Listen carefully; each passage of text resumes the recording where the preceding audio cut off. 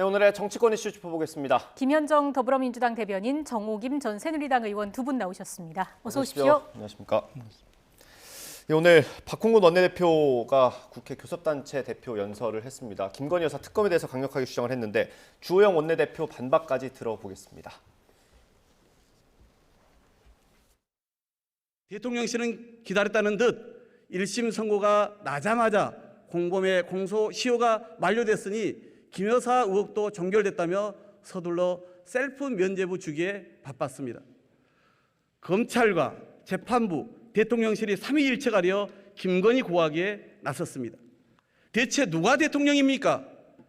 불소추 특권이 김건희 여사에게도 적용됩니까? 김건희 여사는 죄가 있어도 신성불가침인 것입니까? 남은 길은 특검뿐입니다. 모든 국민은 법 앞에 평등하다는 헌법 11조 정신을 부정해온 윤석열 검찰은 더 이상 자격이 없습니다. 국민들도 김건희 여사 특검 도입에 압도적으로 찬성하고 있습니다. 민주당은 국민의 뜻에 따라 김건희 여사의 주가 조작 의혹에 관한 국민 특검을 반드시 관철하겠습니다. 혹시 그 특검 얘기가 계속 나오는데 전혀 협상의 여지가 없다고 현재로서는 보면 되나요? 네, 그렇습니다. 아니 한번 보십시오. 김건희 여사 주식 관련 사건은 민주당 정권 시절에 얼마나 많이 파헤쳤습니까?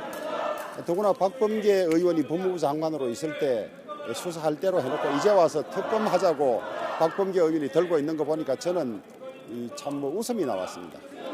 박상도 의원에 대한 특검 다시 얘기가 나오는데 그거에 대해서 저는 판결문을 안 봤기 때문에 잘 모르겠습니다. 30대 초반의 이 자녀에게 50억이 간 부분이 국민들이 무죄를 납득하지 못하는 것 같습니다. 그래서 판결문도 보고 논의되는 것을 지켜보도록 하겠습니다.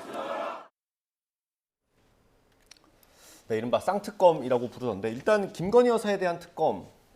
근데 정의당은 좀 이거를 그대로 하겠다라는 입장을 밝히지 않고 있어요. 좀 유보적인 입장인데 어떻게 보세요? 추진 가능하겠습니까? 추진을 해야 된다고 생각합니다. 그리고 정의당도 검찰이 그 김건희 여사에 대해서 소환해서 조사하라고 강하게 요구하고 있는 것이고요. 네. 그렇게 함에도 불구하고 검찰에서 그렇게 하지 않으면 결국은 특검에 찬성을 할 것이다라고 저는 예상을 합니다. 왜냐하면 66.4%의 국민들이 특검을 지금 요구하고 있고 정의당의 당원들도 제가 알기로는 거의 90% 가까운 당원들이 특검에 찬성하고 있는 거로 제가 알고 있습니다. 다만 이제 정의당 입장에서는 그동안 이제 민주당 이중대라는 비판 속에서 이것이 이제 이재명 대표 사법 리스크에서 대응하기 위해서 한다라는 그런 시각들을 의식해서 지금 그런 스탠스를 취하고 있는 것인데 결국은 국민들이 바라고 국민들의 의혹이 해소되지 않고 있고 그리고 공정과 상식을 얘기하는 윤석열 정부의 이런 내로남불적 그런 태도에 대해서 결국은 정의당도 그 김건희 특검에 동의할 것이다라고 저는 예상합니다. 예, 정 전 의원님은 어떻게 보세요? 현실적으로 어떨 거라고 보십니까? 정의당이 지금 특검 반대한다라고 하지 않습니까? 정의당의 입장은 이재명 대표의 체포 동의안은 받아들이겠다. 네. 그러나 김건희 여사의 특검은 반대한다라는 입장입니다. 네.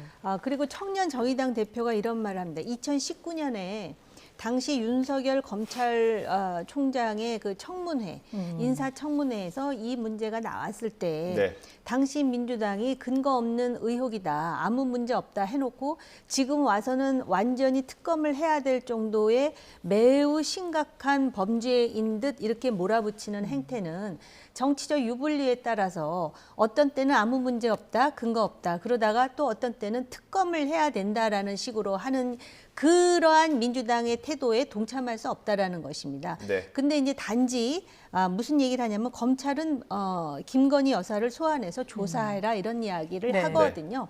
그러니까 정의당이 일종의 뭐라 그럴까 지렛대로 치면은 중심추 역할 같은 것을 하는데 물론 그 정치적 배후에는 더 이상 민주당의 이중대 역할을 하지 않겠다라는 입장도 있지만은 이러한 정치적 논란 속에 정치적인 그런 그 파장 속에 정의당이 휩쓸리기보다는 중심을 좀 잡겠다라는 입장인 것 같습니다. 그래서 여기서 정의당의 입장 중에 소환 조사가 먼저라는 입장을 분명히 하고 있기 때문에 검찰도 이런 문제에 있어서 매우 그 균형 잡힌 그리고 공정한 수사를 하고 있다라는 모습을 보여줌으로써 그 명분과 정당성을 좀 강화할 필요가 있다라는 생각은 듭니다. 예. 그 공정함을 보여준다라는 거는 김건희 여사를 한 번 정도는 소환 조사할 필요가 있다고 보십니까? 저 개인적으로는 네. 필요 있다고 생각을 합니다. 그리고 일단 이제 1심 재판, 김건희 여사에 대한 재판은 아니지만 도이치모터스 시세 조정, 즉 실패한 시세 조정이라 하지만은 주가 조작이잖아요. 예. 관련해서 1심 판결이 나오지 않았습니까? 그 1심 판결에 근거해서 또 그거를 자의적으로 대통령실도 해석하고 또 민주당도 따로 해석을 하는데 지금 제가 알기로는 그 소위 5단계 시세 조정과 관련해서 네. 1단계는 이미 공소시효가 지났지만 2단계에서 5단계에 이르는 과정에서 어떤 일이 있었는지 또 그것도 곧 공소시효가 만료되는 것으로 알고 있는데 네. 검찰이 깨끗하고 명쾌하게 기다 아니다를 분명히 한다라는 차원에서 소환 조사를 하고 또 사실은 김건희 여사 입장에서도 억울한 일이 많을 것 같습니다. 그래서 네. 깨끗이 털고 가야만 국민적 의혹, 아까 여론조사 말씀도 하시지 않았습니까? 예. 국민적 의혹을 좀 더 그 반감시키지 않을까 이런 생각도 듭니다. 소환 조사를 먼저 보고 하자는 데에서 어떻게 생각하세요? 그러니까 지금 김건희 여사에 대해서 검찰에서 그동안 보여준 태도를 보면은 수사할 의지도 없고 네. 생각이 없다는 게 확인이 됐어요. 얼마 전에 중앙지검 관계자가 언론을 통해서 왜 이렇게 김건희 여사에 대해서 조사하지 않았느냐라고 네. 했을 때 모든 사건을 똑같이 진행할 수는 없다라고 했습니다.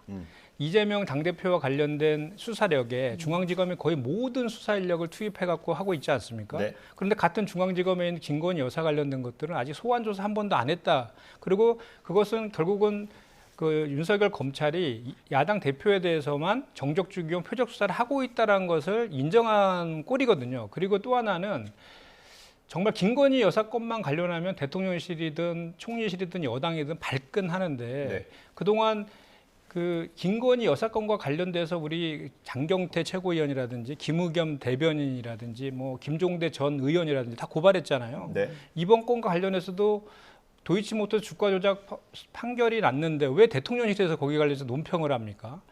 이거는 전당대회에 대한 당무 개입에 의해서 명백한 사법 개입이에요. 그런데 왜 저 곽상도 50억 무죄 판결에서 한마디 또 하지를 않아요. 이렇게 선택적으로. 그렇게 특히 김건희 여사 관련된 것은 모든 그 뭐 대통령실뿐만 아니라 한덕수 총리도 대정부 질문에 나와서 이렇게 하고 여당도 그렇고 모두 이 김건희 방탄만 하려고 하고 있거든요. 네. 이런 상황에서 김건희 여사에 대한 제대로 된 수사가 일어나겠습니까? 그리고 이제 대통령실에서 얘기한 것은 이겁니다.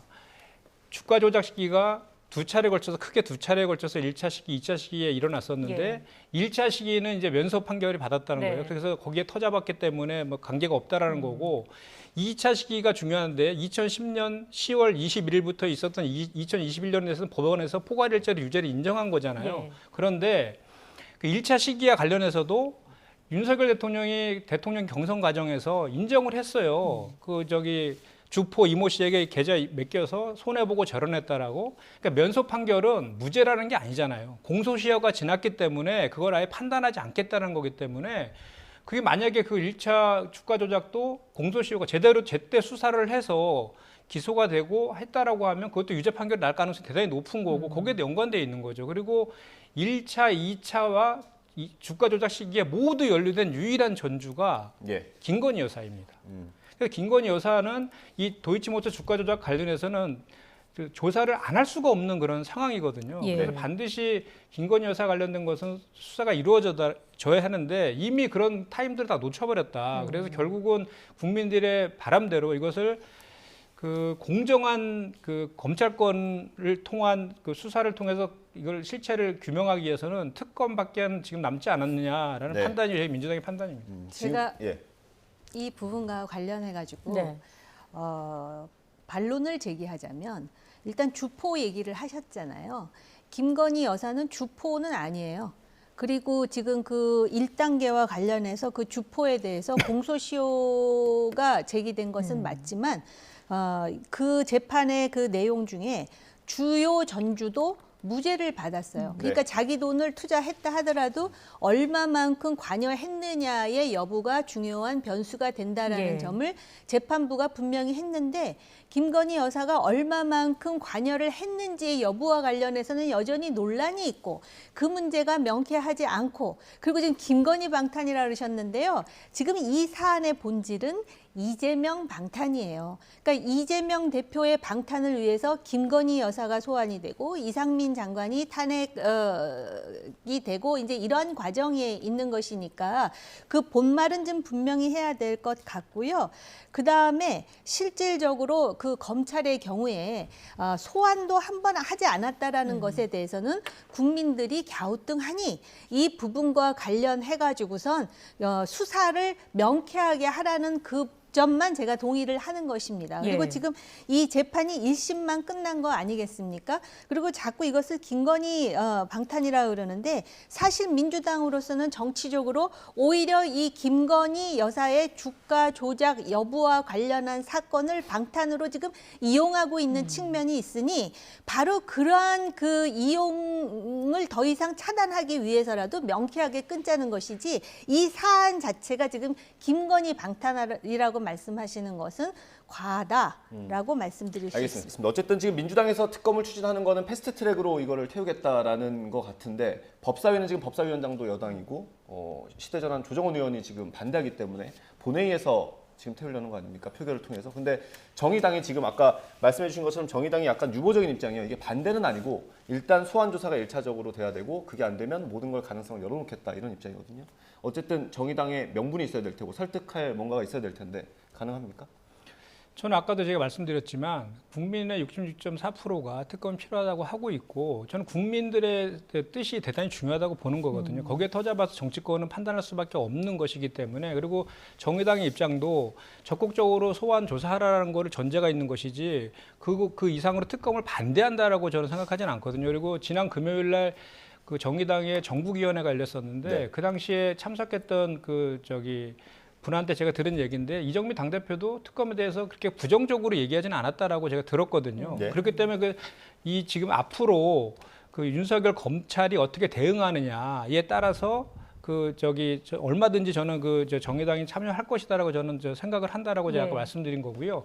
좀 전에 우리 정 의원님께서 말씀하신 것을 좀만 제가 덧붙이면 대통령실에서 두 가지를 얘기했지 않습니까? 큰 손인 전주가 한 명이 무죄가 나왔고 이제 면소 판결이 됐다 이렇게 했는데 면소 판결된 건 아니라는 건 좀 전에 2차 주가 조작 시기에도 연관돼 있기 때문에 확인이 된 거라서 거짓말인 게 확인이 된 거고 큰 손인 전주가 무죄라 그래서 김건희 여사까지 무죄라는 논리는 성립할 수 없는 것입니다. 그리고 여기 기소된 사람 중에 전주 중에 유죄 판결 받은 사람도 있거든요. 그렇기 때문에 말씀하신 것처럼 이게 반드시 수사가 되어야 되는 이유가 바로 거기에 있는 거예요. 그러니까 단순하게 그냥 주가 조작 이 종목이 주가 조작 종목이다라는 걸 알고 자기가 그냥 개인적으로 들어간 사람이랑 또는 주가 조작 범들이랑 구체적으로 이렇게 의사소통을 하면서 공모했는 그 여부에 따라서 유무죄가 이제 가려지는 것인데 그거를 가리려고 하면 조사를 해야 되는 것이죠. 그렇기 때문에 조사 필요성이 있는데 과연 지금 현재의 윤석열 검찰에서 과연 이렇게 살아있는 권력에 대해서 공정하게 수사가 가능할 것이냐에 대한 기본적인 의혹이 이제 생겨버린 거예요. 박상도 아들의 50억 퇴직금 관련된 그 봐주기 수사 기소 그 논란도 지금 그거에 하나 더 이제 그거를 증폭시키는 그 이유 중에 하나인 것인데요. 그렇기 때문에 특검도 하나의 수사 기법 아니겠습니까? 그래서 오히려 지금 경제와 민생이 지금 파탄 지경인데 오히려 정부나 정치권은 그런 경제와 민생을 살리는 데 집중하고 이렇게 국민적 의혹이 있는 것에 대해서는 공정한 제3의 그 특검을 통해서 진실을 규명하는 것이 지금 상황에서는 제일 공정한 방법이 아닌가라는 말씀을 드리는 겁니다. 제가 현실적으로 하나 고민이 들어서요. 이게 특검이 법안 통과를 시키는 게 목적이 아니지 않습니까? 공정한 수사를 하게 해야 되는데 결국 대통령이 거부권 행사하면은 특검 수사는 할 수 없는 거고요. 그래서 원내에서 차라리 검찰을 좀 감시하면서 이렇게 수사를 추진되도록 하는 게 더 낫지 않나 이런 생각도 드는데. 지금 윤석열 검찰에서 우리 야당 대표에 대해서 수사하는 거 보면 그런 살아있는 권력에 대한 제대로 된 수사가 가능할 것인가에 대한 기본적 의문이 든다라고 제가 아까 말씀을 드린 것이고 그리고 윤석열 대통령이 공정과 상식 그리고 살아있는 권력을 수사한 그 이미지로 대통령이 되신 분 아닙니까? 그런데 그 공정과 상식이 본인의 이제 부인이라 해서 그걸 예의를 둔다라는 이미지를 주게 되면 그거에 대해서 국민적인 지탄은 오히려 윤석열 대통령한테 다 갈 것이다. 그래서 결국은 윤석열 대통령께서 오히려 이럴 때 먼저 김건희 특검 수용하겠다 이렇게 먼저 밝히면 그 보수 지지층에서도 대단히 환호를 받을 것 같아요. 왜냐하면 과거에도 우리 정부 여당 때 드루킹 특검도 저희가 수용한 바가 있지 않습니까? 이렇게 국민적 의혹이 큰 것은 그런 식의 방법으로 하는 것도 정치적인 타협점이 충분히 되고 가장 좋은 방법 중에 하나다. 저는 그렇게 생각합니다. 의원님 말씀 듣겠습니다. 김건희 특검을 주장하는 민주당에 대해서 자기 편은 방탄이고 다른 편은 결혼 전 일까지 이렇게 탈탈 터는 것이 상식적으로 맞느냐라는 그런 입장이 정의당에서 나온 것으로 제가 확인하고 있고요. 지금 사실은 이렇게 이제 민심이 특검 쪽으로 불이 붙는 이유 중에 하나가 아마 곽상도 전 의원 판결인 것 같습니다. 그런데 곽상도 전 의원의 그 재판과 관련해서 검찰이 의도적으로 실제로 이 문제에 대한 그 증거 제시라든지 좀 방기하지 않았느냐라는 그러한 그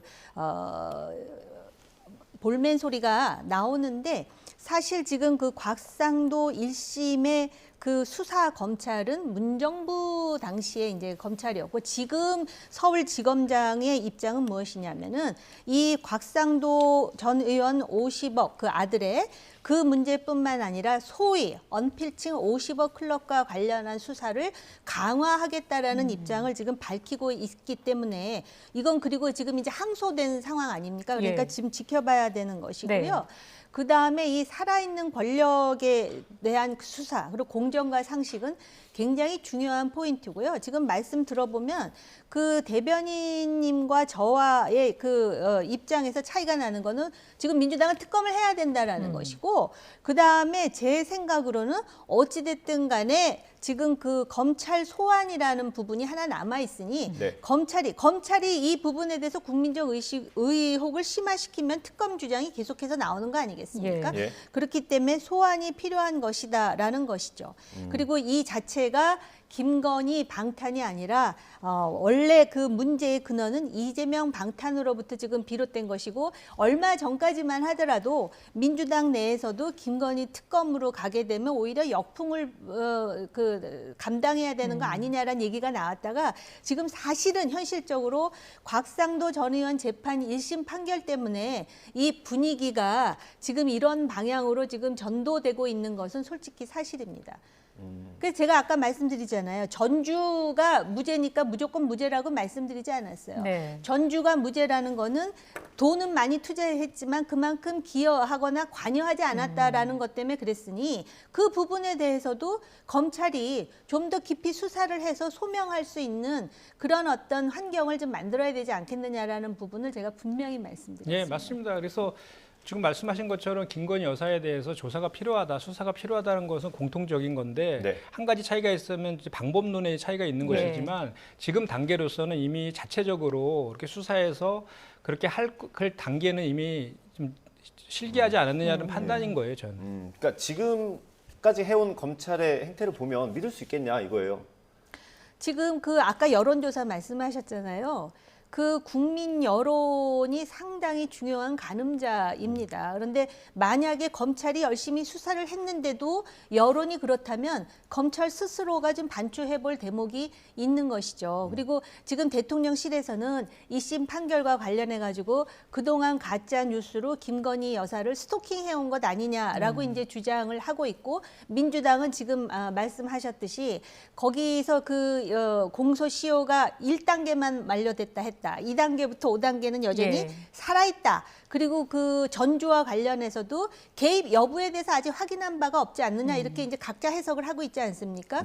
그리고 사실은 이재명 방탄이라 하더라도 김건희 여사의 이 문제와 관련한 관심이 이렇게 늘어난다면 검찰이 공명정대하게 균형 잡힌 수사를 하고 있다라는 모습을 이 대목에서는 보여주지 않을 수 없다라는 것을 말씀드리는 거예요. 제가 한 가지만 덧붙이면 이 수사가 도이치모터스 주가 조작이요. 2009년 12월 달에 시작이 돼요. 2009년 12월부터 2012년 12월까지 3년 동안 된 것인데 10년이 넘어서야 고발이 되고 수사가 되거든요. 네. 그 과정을 좀 살펴볼 필요가 있어요. 우리가 네. 이게 왜 이렇게 수사가 10년 넘게 지연이 되고 그 동안에는 그 지금 현재 정부 여당의 입장에서는 김건희 여사와 도이치 주가 조작 자체가 아무 뭐 문제가 없는 듯이 또 얘기한 적도 많거든요. 그런데 그 과정을 우리가 잠깐만 좀 복귀해 보면 이게 제일 처음에 주가 조작이 발견된 것이 2012년도예요. 금감원과 한국거래소에 이제 주가 조작 의혹이 생기면 거기서 조사를 하거든요. 그러니까 조사를 해서 그 금감원에서 134호 조사 보고서를 남부지검에 이첩을 시켜요. 조사해달라고, 수사해달라고. 그런데 남부지검에서 수사를 하지 않습니다. 그리고 2013년도에도 검찰에서 내사를 하다 종결시켜버려요. 네. 그리고 7년이 지난 2020년 4월 달에 이제 고발이 돼서 수사가 진행이 됐는데 수사가 진척이 전혀 없었어요. 근데 그때 그 과정들에 보면 항상 윤석열 대통령이 있었다는 거죠. 왜냐하면 2012년 3월인가에 결혼을 합니다, 두 분이. 예. 결혼을 하고 그다음에 2020년 4월 달 고발된 당시에는 검찰총장이셨어요. 그리고 이제 2021년 3월 달에 검찰총장을 그만두시거든요. 그 이후에 그나마 수사가 진행이 돼서 2021년 11월 달에 기소가 됩니다. 네. 기소가 돼서 지금 면소 판결 받은 나머지들은 유죄 판결을 받고 있는 거잖아요. 네. 이런 과정들을 좀 우리가 살펴볼 필요가 있어요. 왜 이 수사들이 그렇게 제때 진행되지 않고 이렇게 그동안 수사가 지연되었는지. 그리고 만약에 그 지연되지 않았으면 그 1차 시기에 주가 조작 관련된 것도 유죄 판결이 났을 가능성이 대단히 높거든요. 그리고 또 하나 더 말씀드리면 지금 언론을 통해서 계속해서 확인되고 있는 것은 주가 조작 중에 가장 그 재질이 안 좋은 것이 통정 매매입니다. 이제 주가 조작의 방법들이 여러 가지가 있는데 뭐 고가 매수 뭐 이런 네. 거 등등 있는데 장외 매수 등등 있는데 통정 매매가 가장 많은데 김건희 여사 1차와 2차 나눌 때 2차의 주가 조작 시기에 통정 매매들이 거의 대부분 집중되어 있다라는 거고 2010년 11월 1일 날 8만 주를 3,300원에 직접 매도한 그런 것도 공판을 통해서 확인이 되었고 김건희 여사가 그다음에 2011년 1월 달에도 김건희 파일이 2차 공범들의 그 사무실에서 김건희 파일이 발견이 됐단 말이에요. 네. 이런 거를 봐서는 현재로서 확인된 거를 봐서는 김건희 여사의 그 개입 여부가 전주 이상을 넘었다는 그 의혹이 대단히 많이 있는 거예요. 예. 그럼에도 불구하고 아까 그 전주 중에 전주 중에 무죄 판결 나신 분들 네. 같은 경우도 기소가 되었는데 김건희 여사는 소환 조사 한 번 안 받고 기소조차 되지 않았다는 그거에 대한 그 국민적인 의혹이 대단히 있는 그런 네. 상황이라는 것도 제가 덧붙여서 좀 알겠습니다. 그래서 2019년에 이 문제가 제기되었을 때 저는 개인적으로 이런 문제는 시비국직을 분명히 따져야 된다라고 그때도 말씀드렸고 지금도 그 진실이 무엇인지 확인해야 된다라는 입장입니다. 근데 아까 청년정의당의 대표가 말했듯이 왜 그때는 아무 근거가 없고 아무 문제가 없다 그래놓고 지금은 통정 매매가 어떻고 단계가 5단계고 10년이 지나서야 네. 이렇게 얘기하는 거에 대해서 물론 진실은 파헤쳐야 되지만 그런 민주당의 어떤 조변 석계 같은 입장에 대해서 한마디 안 하고 넘어갈 수가 없다라는 것이죠. 그럴 뿐만 아니라 살아있는 권력에 대해서도 수사해야 한다. 예. 그 살아있는 권력에 대해서 수사해야 된다라는 입장이 문재인 정권 때 조국 사건 나올 때 얼마나 많이 강조됐습니까?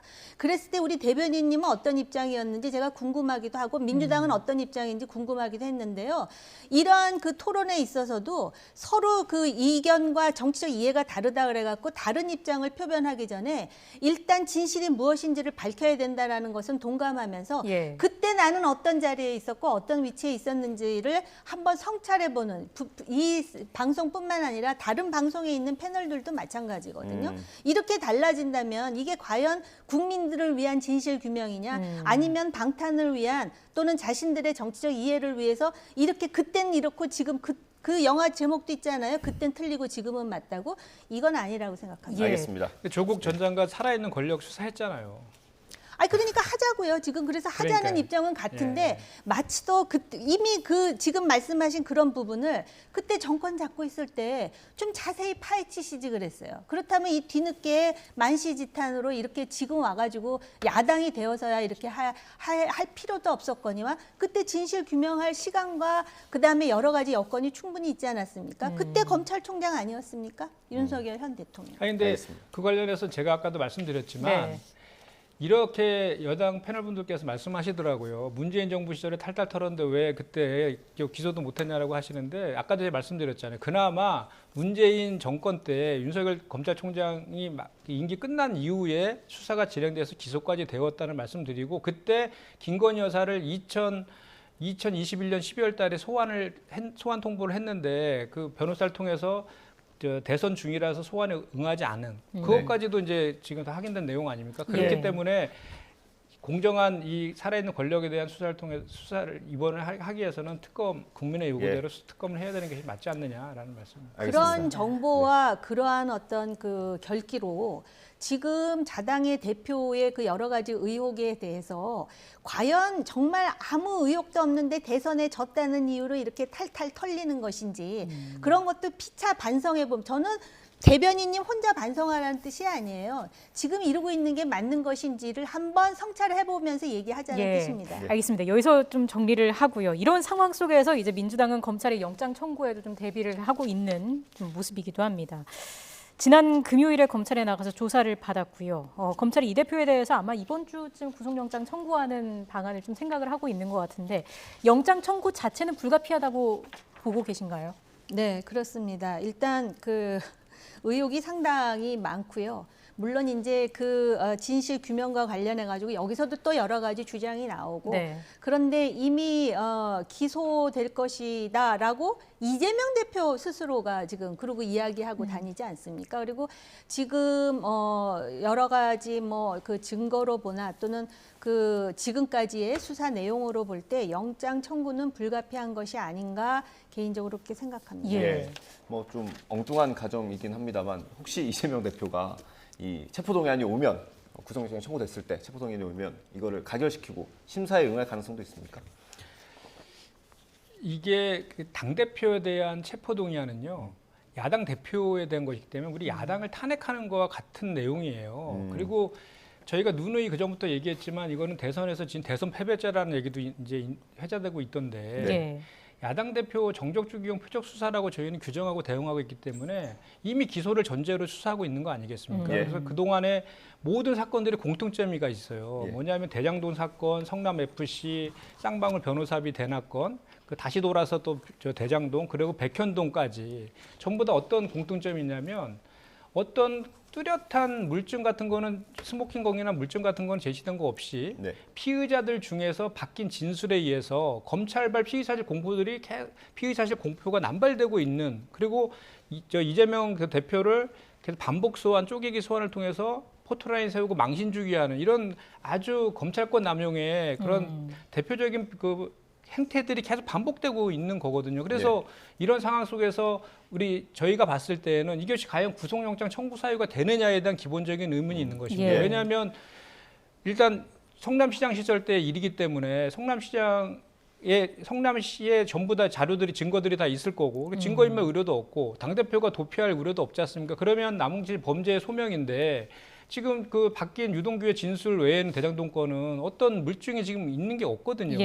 그런데 이것을 그 구속영장을 신청하고 체포동의안을 한다는 것은 정치 영장 쇼를 한다라고 저희는 판단할 수밖에 없는 거예요. 결국은 또 한 번 이제 체포동의 이런 것들을 통해서 야당 대표를 국민들 앞에서 범죄화시키고 망신주기하고 악마화시키려고 하는 그런 검찰의 의도가 깔려 있다. 저는 그렇게 보는 겁니다. 그러니까 제가 말씀드린 의도는 뭐냐면 어쨌든 이 사법 리스크가 계속 길어지면 당으로서도 안 좋지 않습니까? 그래서 이게 영장 심사를 가면 어쨌든 재판부의 판단을 한번 그 긴 시간은 아닙니다만 짧게라도 받아볼 수 있지 않습니까? 우리 헌법에는요. 무죄 추정의 원칙이 있고 불구속 재판이 원칙이에요. 그렇게 검찰에서 뭐 이렇게 이재명 대표를 소환해 갖고는 물증도 제시도 하지도 않고 본인들이 원하는 답을 유도하기 위한 질문들만 계속 반복적으로 했다라고 하는데 그렇게 증거가 그러면 또 언론을 통해서는 증거가 없이 하느냐 이렇게 또 얘기하고 있지 않습니까? 그러면 기소하면 되잖아요. 그냥 불구속 재판으로 기소해서 거기서 증거 재판주의에 의해서 실체 진실을 따지면 되는 것이지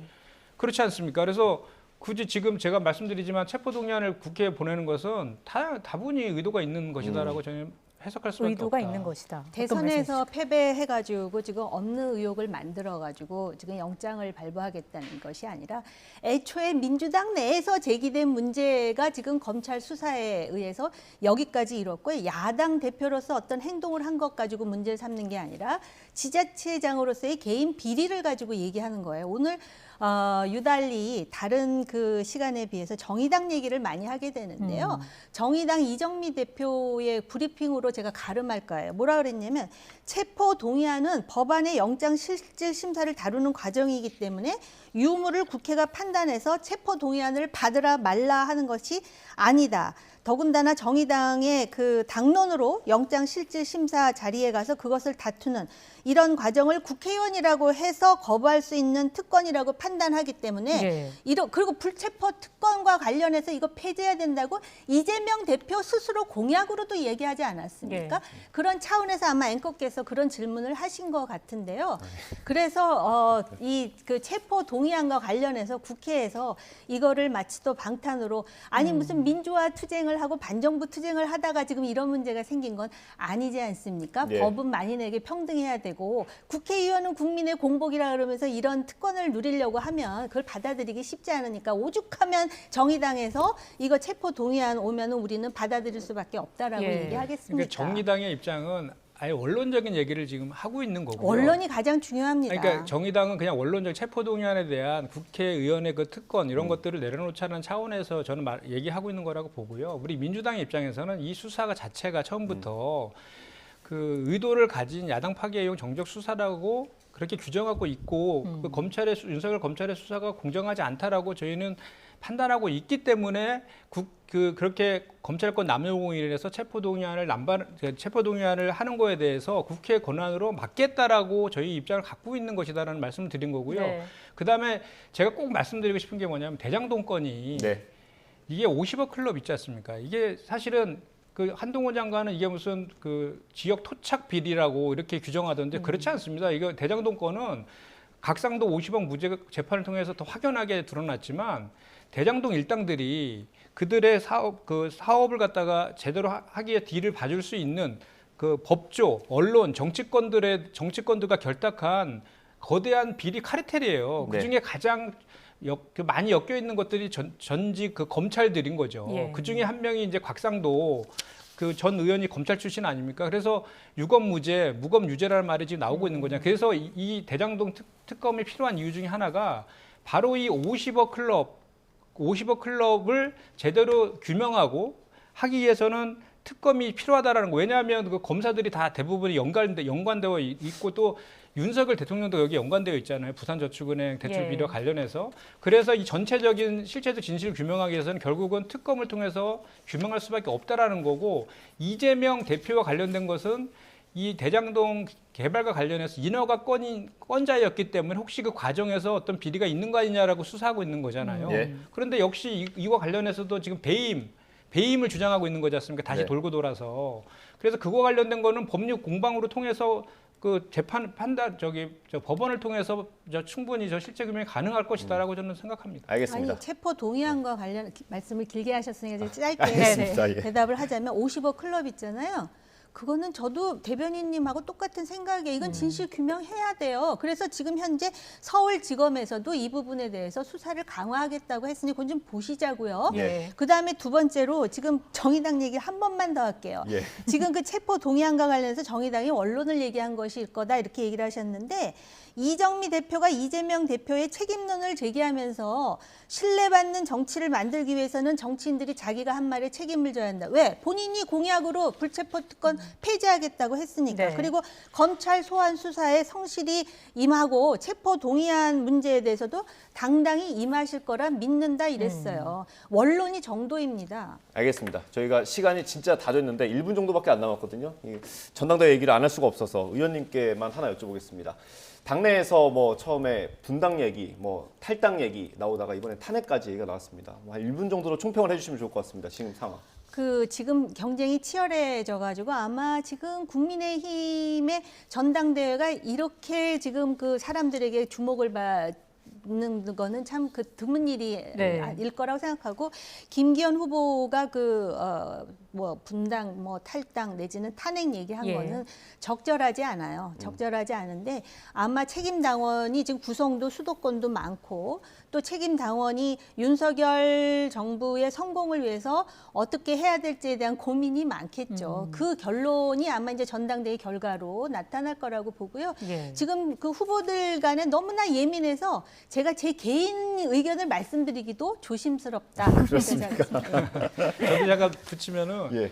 김기현 의원 저 발언은 정말 스스로 국정 운영을 잘못하고 있다고 자인한 꼴인 것 같아요. 오히려 그런 탄핵받을 일이 벌어지지 않도록 새로운 당대표가 국정을 잘 뒷받침하겠다라고 얘기해야지 안철수 전 대표를 비판하기 위해서 저렇게 스스로를 예. 이렇게 자폭하듯이 한 발언은 정말 본인한테 득점이 아니라 완전히 실점한 것 같아요. 예, 글쎄요. 당심에 또 어떤 영향을 미치게 될지 좀 봐야겠습니다. 오늘 말씀 여기서 마무리하겠습니다. 김현정 더불어민주당 대변인 그리고 정호김 전 의원과 얘기를 나눠봤는데 시간을 조금 더 주시려고 예. 보입니다. 예, 제가 더 끌어야 될까요? 네, 얼마나 끌면 되나요? 시간을 주십시오. 예, 알겠습니다. 한 1분 정도 더 시간이 남은 것 같아요. 일단 지금 이 발언에 대해서 대통령실에서는 별다른 입장이 나오지 않고 있잖아요. 아니 그러니까 삼척 동자도 알잖아요. 예. 지금 대통령실이 누가 되기를 원한다는 것도 알고 저도 개인적으로 이런 경선은 처음 봐요. 솔직히 처음 보는데 또 어떤 면에서는 지금 그 상당히 국정 운영을 하기에 그 어려운 그 국면인 거는 맞지 않습니까? 야당은 야당대로 그리고 뭔가 개혁을 해야 되는데 개혁을 지금 한 발자국도 움직일 수 없는 상황이고 하다 보니까 답답한 마음에 이제 그렇게 대통령실에서 움직이는 몇몇 사람들이 있는데요. 네. 그래도 책임 있는 여당으로서 정도를 가고 뭔가 개혁을 시도한다라는 모습을 보이는 게 굉장히 중요할 거라고 보지만 저 개인 생각으로는 대통령 임기 아직 1주년도 안 됐습니다. 네. 그렇기 때문에 아마 그 당원들의 걱정 아주 정말 극단적인 예를 들자면 지난번 대선에서 0.73%로 결국은 정권 교체가 되잖아요. 그중에 상당수가 윤석열 후보가 좋아서 한 사람도 있겠지만 이재명 후보가 되는 것에 대한 여러 가지 반감이라든지 걱정이라든지 불안감 때문에 뽑거든요. 네. 지금 당 경선도 그런 일련의 심리가 조금은 작동하지 않을까라는 생각이 들어요. 네, 오늘부터 이제 뭐 합동 연설회 이후에 방송 토론회가 열릴 텐데 이제는 좀 비전과 공약이 보여야 하지 않을까라는 생각도 듭니다. 두 분과 여기서 인사드리겠습니다. 고맙습니다. 감사합니다. 맞습니다.